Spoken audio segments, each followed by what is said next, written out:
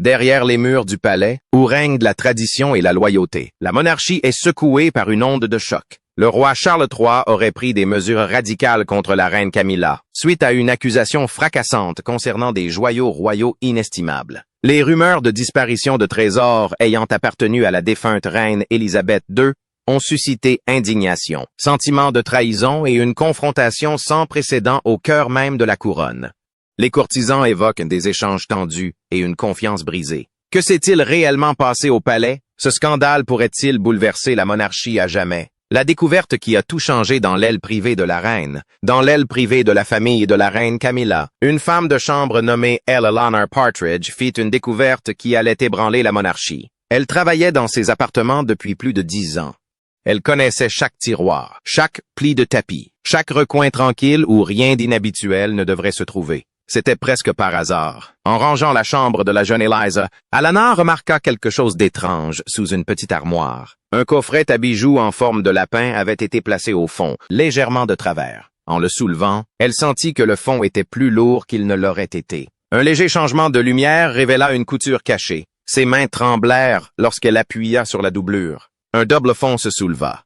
À l'intérieur, soigneusement enveloppée et délibérément dissimulée, se trouvait la broche du jubilé de saphir. Impossible de se tromper. La pierre d'un bleu profond captait la lumière avec un éclat incomparable. C'était la même broche que la reine Élisabeth II avait portée lors des célébrations historiques de son 65e jubilé. Un symbole de persévérance, de service et de continuité. Ce n'était pas un simple bijou. C'était un héritage. Eleanor garda le silence. Elle ne paniqua pas. Elle enveloppa soigneusement la broche dans de la soie et se présenta directement aux enquêteurs. Moins d'une heure plus tard, le joaillier royal examina la pièce sous un éclairage contrôlé.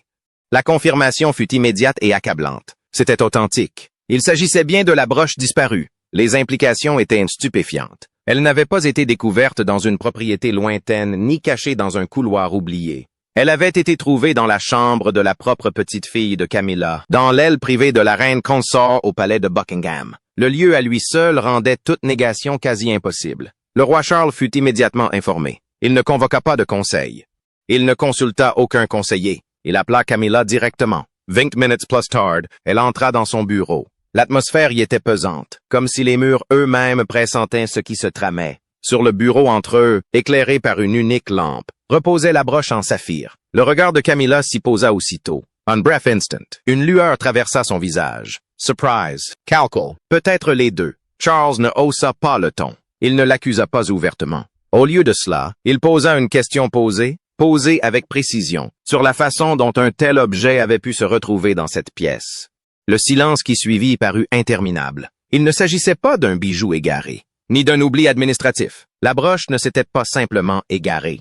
Elle avait été soigneusement dissimulée sous un double fond dans une boîte à bijoux d'enfant. Cela nécessitait une planification. Il fallait y avoir accès. Il fallait une intention. Tandis que Charles regardait la femme à ses côtés depuis des décennies, le poids de la vérité l'envahit. Ce n'était pas de la confusion.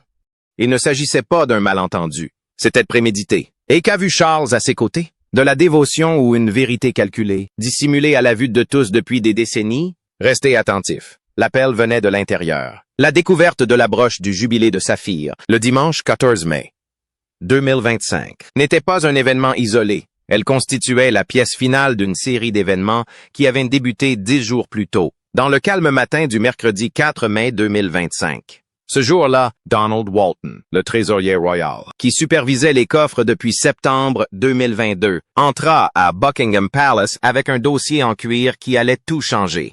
Son audit trimestriel avait révélé une chose impensable. Plusieurs objets privés précieux de la reine Élisabeth II avaient disparu du trésor public. Parmi eux, la broche du jubilé de saphir, le collier de perles à 2 rangs que la reine avait porté lors des funérailles de la princesse Diana en 1997. Un bijou chargé d'histoire et de deuil avait également disparu. Mais plus alarmant encore, 2 journaux intimes manuscrits, Reliés and Queer Use, avaient disparu.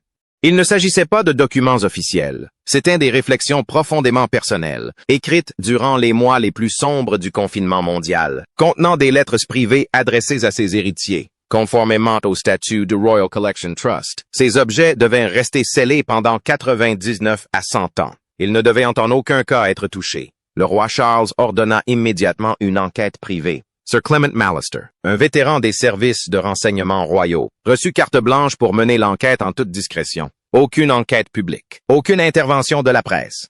Discrétion absolue. La première avancée majeure a eu lieu lors de l'examen des registres de sécurité du 27 avril. Un agent de sécurité nommé Robert Halton avait pointé dans la zone du trésor à 3h49, près de 2 heures avant le début de son service. Aucune explication claire ne justifiait sa présence matinale et, plus inquiétante encore, aucun rapport de fin de service ne documentait son activité. Halton a été convoqué pour être interrogé. Dans un premier temps, il a insisté sur le fait qu'il ne s'était rien passé d'inhabituel, mais sous la pression, il a fini par craquer.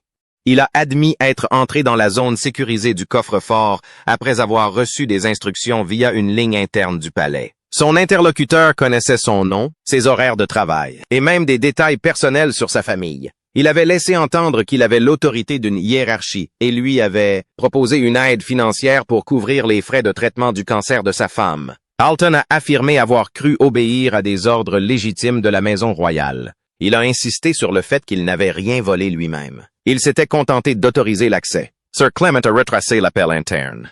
L'origine n'était pas extérieure. Elle ne provenait ni d'une entité étrangère, ni d'un dispositif de détonation. Elle fut directement retracée jusqu'à l'aile résidentielle privée du palais de Buckingham, celle occupée par la reine Camilla. Aucune serrure n'avait été forcée, aucune alarme ne s'était déclenchée. Les portes blindées du coffre-fort ne s'étaient ouvertes que grâce à l'autorisation d'une personne habilitée. L'effraction avait été nette, précise, presque chirurgicale. Lorsque Clément présenta ses conclusions au roi Charles, un silence plus dévastateur que n'importe quelle accusation s'abattit sur la pièce.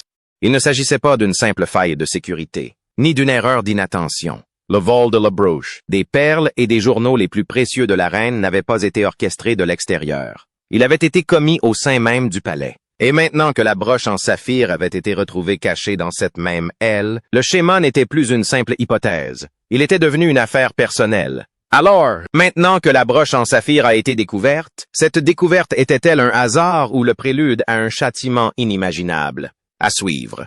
Un jugement que personne n'aurait cru possible. Une fin d'après-midi. Les preuves ne pouvaient plus être chuchotées. À 6 heures précises, les lourdes portes en chêne de la salle de crise du palais se refermèrent de l'intérieur. Étaient présents le roi Charles, le prince William, la princesse Anne, le prince Edward et la reine Camilla. Aucun assistant, aucun secrétaire, aucune fuite. L'atmosphère était tendue, chargée d'un poids irréversible. Quelques heures plus tôt, Sir Clement Mallister avait confirmé que l'appel interne qui avait persuadé Robert Halton d'accéder au coffre-fort le 27 avril provenait de l'aile privée du palais de Buckingham, l'aile de Camilla. Suite à la découverte, le 14 mai, de la broche du jubilé de saphir dans la chambre de la jeune Elisa, l'enquête passa de la suspicion à la confrontation. Le roi Charles commença sans emphase. Sa voix était calme, presque trop calme. Il rappela la liste des objets disparus. La broche de saphir portée par la reine Élisabeth II lors de son 65 jubilé, le collier de perlets à 2 rangs qu'elle portait aux funérailles de la princesse Diana en 1997, et les 2 journaux intimes manuscrits relatifs au confinement, protégés par le sceau de conservation de la collection royale, entre 99 et 100 ans. Il révéla alors la trace de l'appel interne et le lieu où la broche avait été découverte. Camilla ne parut pas s'ébranler. Elle écouta, les mains jointes, le dos droit. Lorsqu'elle prit enfin la parole, son ton était assuré. Elle rejeta le mot « vol ». Elle insista sur le fait que la broche lui avait été promise verbalement des années auparavant. Selon elle, la reine Élisabeth lui avait confié, lors d'une conversation privée, que le saphir lui appartiendrait un jour. Ce n'était pas par cupidité, suggère-t-elle, mais par souci de comprendre ce qui avait déjà été proposé. Le silence se fit dans la pièce, puis vinrent les journaux. Camilla reconnut leur retrait, mais le présenta différemment. Elle affirma craindre que leur contenu ne nuise à la stabilité du règne. Les réflexions de la défunte reine durant le confinement mondial, laissa-t-elle entendre, contenaient des doutes et des inquiétudes quant à l'avenir. En les récupérant, elle pensait préserver la couronne et protéger Charles d'éventuels troubles survenus des décennies plus tard. La mâchoire du prince William se crispa, le visage de la princesse Anne se durcit. Il ne s'agissait pas d'un malentendu concernant l'héritage. C'était un acte délibéré, commis en dehors du protocole. Charles se leva lentement. Le poids des années semblait se lire sur son visage. Il rappela à l'Assemblée la loi régissant les biens du défunt monarque. Rien ne devait être touché pendant près d'1 siècle. Ni bijoux, ni papiers, ni pensées intimes, ni promesses personnelles, dit-il calmement, ne s'exécutent jamais par des appels nocturnes et la manipulation de garde. Le silence qui suivit sonna comme un cap décisif. Sans élever la voix, le roi Charles prononça la décision. La reine Camilla était immédiatement déchue de ses fonctions cérémonielles et de ses titres militaires. Ses engagements publics étaient suspendus sine die. Elle, ainsi que sa famille, n'auraient plus aucun droit sur les biens royaux. La monarchie, déclara-t-il, repose sur le service et la confiance. Si cette confiance est trahie en son sein, la couronne elle-même s'en trouve affaiblie. Personne ne l'interrompit. La décision était à la fois souveraine et personnelle. Il avait choisi l'intégrité de l'institution plutôt que la protection de son mariage. Dans cette pièce, l'histoire bascula. Une reine consort régnante était écartée de la vie publique, non par un scandale de presse, mais par une décision prise au sein du palais. Dehors, Londres poursuivait son cours, ignorant qu'une des décisions les plus dramatiques de l'histoire royale moderne venait d'être prise. Mais à Buckingham Palace, l'équilibre entre loyauté et loi était à jamais bouleversé, et les conséquences commençaient à peine à se manifester. Que s'est-il donc passé à Buckingham Palace? Quelles pages interdites ont inscrit la loyauté dans la loi à jamais? Ces pages qu'elle n'aurait jamais dû toucher? Après la décision prise dans la salle de crise, l'attention s'est détournée de l'éclat des bijoux pour se porter sur quelque chose de bien plus puissant. Les 2 carnets, reliés en cuir, écrits par la reine Élisabeth II durant les longs mois d'incertitude du confinement mondial. Si la broche en saphir symbolisait la tradition, les carnets représentaient quelque chose de plus profond. Souvenirs, doutes et vérités intimes. Il ne s'agissait pas de journaux intimes officiels destinés à de futures expositions, mais de réflexions manuscrites rédigées à une époque où la monarchie, comme le reste du monde, était confrontée à l'isolement et à l'incertitude. On y trouvait des lettres personnelles adressées à ses héritiers, des pensées sur le devoir, le deuil et la fragilité de l'équilibre de la couronne dans une ère de bouleversement. Conformément au statut du Royal Collection Trust, ces documents étaient conservés sous scellés pendant 99 à 100 ans. L'ouverture prévue n'aurait lieu que bien plus tard, au siècle suivant. Ces documents étaient destinés à une génération qui n'était pas encore née. Pourtant, le 27 avril, l'accès au coffre avait été accordé. Les journaux avaient été retirés, ainsi que la broche et le collier de perles. Ce détail pesait lourdement sur le roi Charles après sa décision concernant Camilla. On pouvait justifier l'existence de bijoux dans le cadre d'un héritage litigieux, mais pas celle d'écrits privés qui exigeaient une motivation autre que le simple sentimentalisme. L'explication de Camilla lors de la confrontation avait été claire. Elle affirmait craindre le contenu des journaux.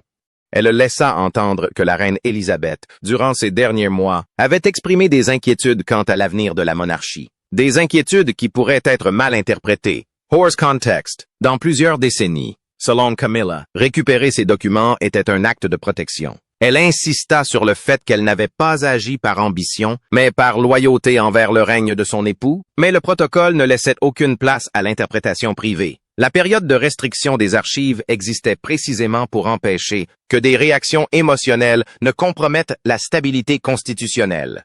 Nul n'avait le pouvoir, pas même la reine consort, de décider quelle partie du patrimoine d'un monarque pouvait être consultée sans risque. Sir Clement Mallister supervisa personnellement la récupération et la vérification des journaux une fois l'enquête terminée. Leur authenticité confirmée, ils furent replacés dans le coffre-fort sous haute sécurité. Les portes blindées furent de nouveau scellées et de nouveaux codes d'accès numériques, quand nous seulement du roi Charles et de son héritier, le prince William, furent mis en place. Pourtant, des rumeurs circulaient discrètement dans les couloirs du palais. Certains pensaient que les journaux contenaient des réflexions sur les pressions liées à la succession pendant le confinement. D'autres croyaient qu'ils abordaient les tensions familiales internes ou l'évolution du rôle de la monarchie dans le monde moderne. Aucune de ces théories ne fut confirmée. Le contenu demeura invisible, inexploré et officiellement inviolé. Ce qui rendait la situation plus troublante, ce n'était pas tant ce que l'on savait, mais ce que l'on ignorait. Si Camilla croyait réellement que les écrits représentaient un danger, qu'avait-elle vu? Avait-elle lu ne serait-ce qu'une seule page avant leur découverte, ou avait-elle agi sur la seule base de suppositions? Pour le roi Charles, la question relevait moins de la spéculation que du principe. Les écrits de la défunte reine faisaient partie intégrante de son héritage souverain. Ils n'étaient ni sujets à interprétation, ni à modification, et certainement pas destinés à être emportés en secret. Les journaux avaient retrouvé leur place, silencieux, scellés, attendant qu'un siècle s'écoule. mais le simple fait de les avoir dérangés avait déjà altéré le présent, et l'ombre de ce qu'ils pouvaient contenir continuait de planer sur Buckingham Palace. Alors que les journaux scellés retombaient dans le silence, quelle vérité hante désormais Buckingham Palace avant que l'aube ne se lève discrètement? À suivre. Le départ silencieux avant l'aube. Le pouvoir s'est rapidement imposé de la sphère privée à la réalité publique. Le lundi 15 mai 2025 au matin, un ciel lourd s'abattait sur Londres. Devant les grilles de Buckingham Palace, les touristes se rassemblaient comme à l'accoutumée, ignorant qu'à l'intérieur se déroulait l'un des bouleversements les plus marquants de l'histoire royale moderne. Elle a été transférée de Buckingham Palace à Ray Mill House, sa résidence privée dans le Wiltshire. Le transfert s'est fait en toute discrétion. Un petit détachement de sécurité l'accompagnait, non pas pour faire étalage de son statut, mais par simple formalité. Aucune déclaration publique n'a été faite aux portes du palais. Aucun adieu visible. Dans les bureaux du palais, des changements ont immédiatement commencé. Son nom a été retiré du calendrier royal recensant les engagements à venir. Les apparitions prévues pour l'automne ont été discrètement annulées. Dans les 72 heures, les organisations caritatives et les mécénats liés à son bureau reçurent des lettres officielles les informant que leur association royale serait réexaminée et, dans de nombreux cas, suspendue. Le ton était mesuré, mais le message était sans équivoque. La veille au soir, à 21 heures précises, le roi Charles s'était adressé à la nation dans une allocution préenregistrée depuis son bureau. Assis derrière son bureau en acajou, les armoiries royales affichées derrière lui, il avait confirmé d'une voix mêlant fatigue et détermination que les objets volés appartenant à la reine Élisabeth II avaient été retrouvés. Il a reconnu qu'un membre de sa famille avait subi des conséquences en vertu du protocole royal. Il n'a pas prononcé le nom de Camilla. Il n'en avait pas besoin. Partout au Royaume-Uni, la réaction a été immédiate. Les chaînes d'information ont fait des titres alarmistes. Les commentateurs se sont interrogés.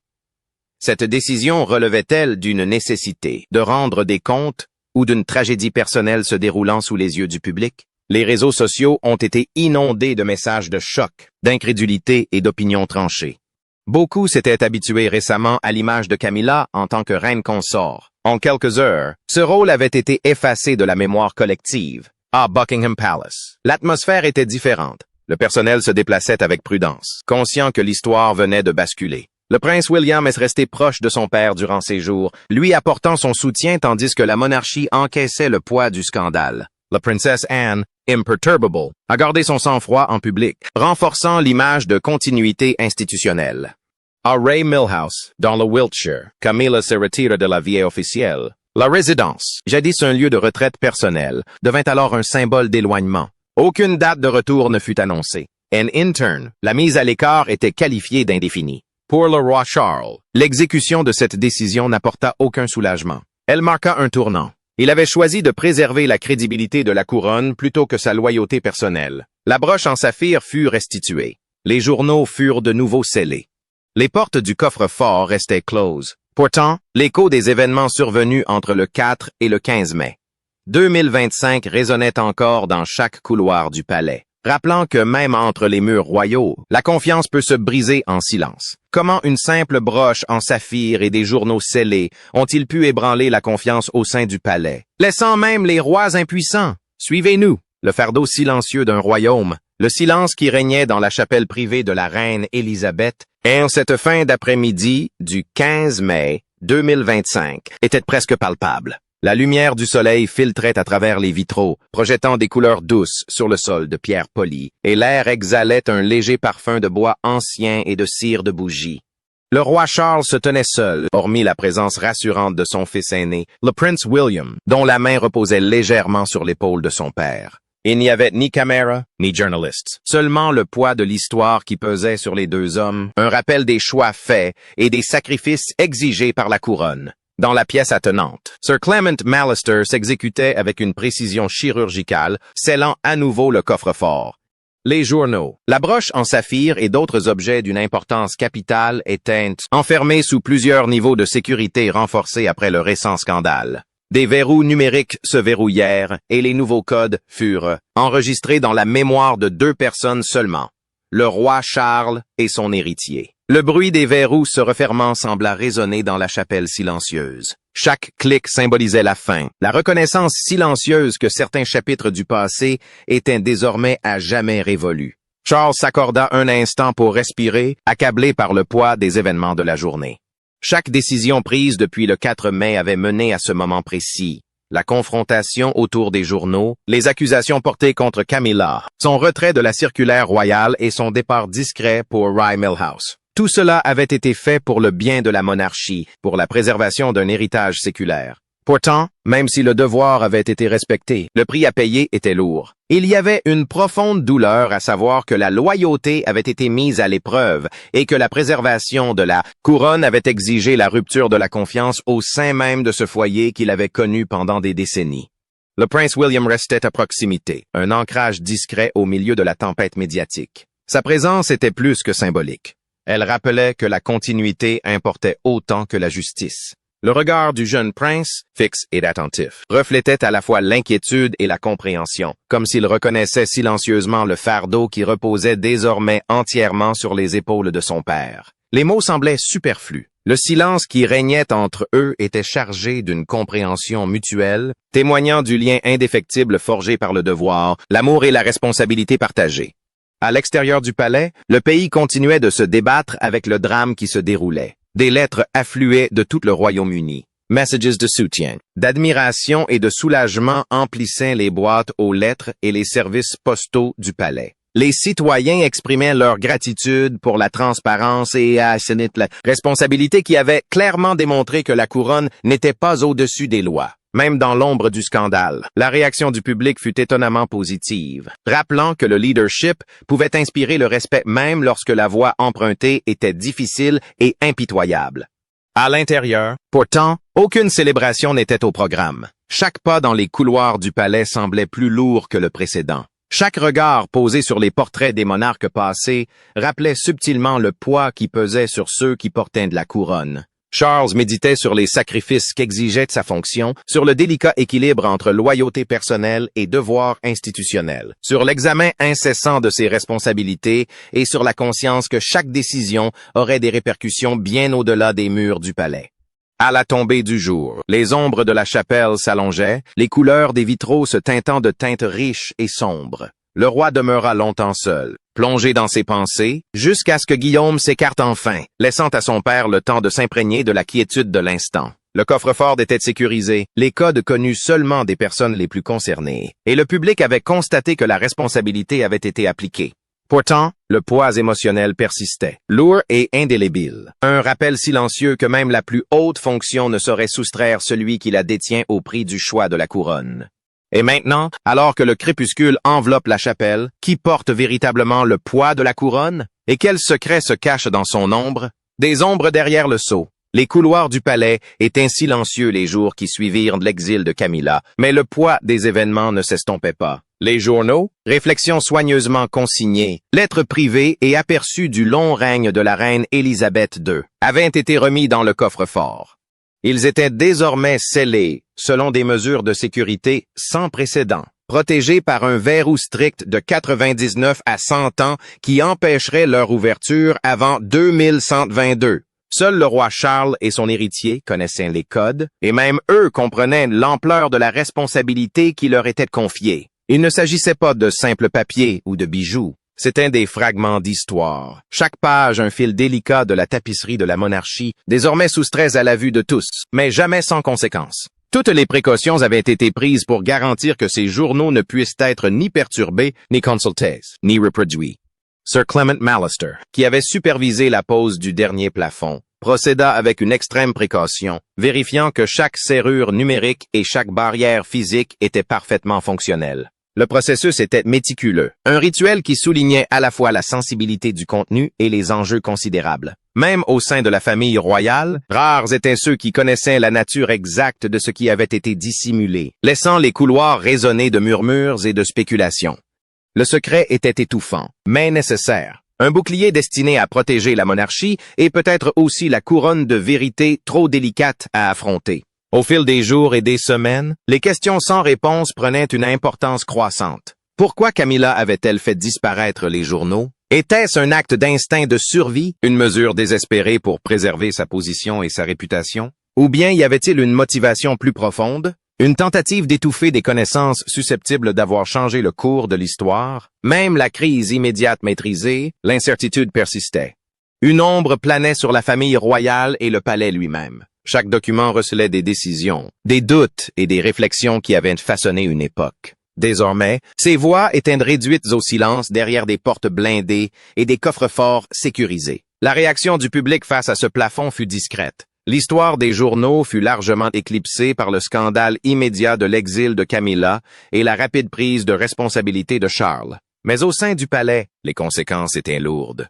Chaque regard posé sur la chambre forte rappelait à ceux qui connaissaient son contenu que certaines vérités ne sont pas faites pour le présent, que le poids de l'histoire ne peut être porté qu'avec prudence, mesuré à l'aune du temps et de l'héritage. Les journaux étaient une promesse de révélation, un secret suspendu à travers les décennies, leur dévoilement final étant prévu pour une génération future totalement étrangère au drame de 2025. Même maintenant, il était impossible d'ignorer le sentiment que ce qui avait été révélé en mai n'était que le début. Le vol, la confrontation, l'exil. Tous ces événements n'étaient que les symptômes d'une lutte intérieure plus profonde qui touchait non seulement les individus impliqués, mais les fondements mêmes de la monarchie. Les journaux scellés symbolisaient la retenue et la préservation, reconnaissant que certaines vérités, aussi convaincantes ou lourdes de conséquences soient-elles, devaient attendre. Les jours se muèrent en semaines, et le palais reprit son cours normal. Les cérémonies se poursuivirent, et l'attention de la nation se porta ailleurs. Pourtant, dans les chambres silencieuses où l'histoire était conservée, les journaux restaient scellés, leurs secrets intacts, témoignant de la tension persistante entre transparence, loyauté et le lourd fardeau de la couronne. Des questions demeuraient sans réponse, et l'ombre des actes de Camilla et de leur motivation planerait encore sur les générations futures. Alors, qu'en pensez-vous? Le roi Charles défendait-il la couronne ou agissait-il avec une précision impitoyable? Et Camilla a-t-elle réellement volé les joyaux ou protégeait-elle un secret plus profond? Nous serions ravis de connaître votre avis dans les commentaires. N'oubliez pas d'aimer, de partager et de vous abonner.